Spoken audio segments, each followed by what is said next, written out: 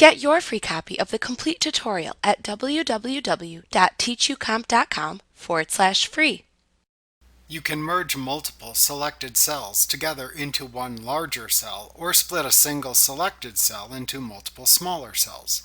This is often performed on layout tables in a publication page to create cells of various sizes into which you can place content for more precise alignment of the content.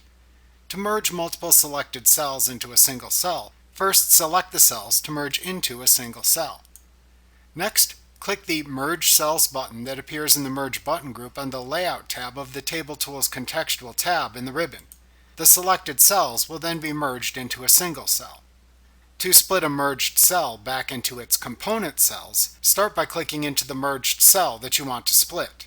Next, click the Split Cells button in the Merge Button group on the Layout tab of the Table Tools Contextual tab in the ribbon to divide the merged cell back into its component cells within the existing columns and rows.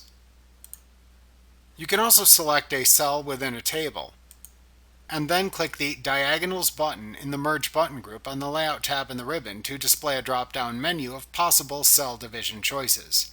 You can select Divide Down or Divide Up to divide the selected cell up or down diagonally.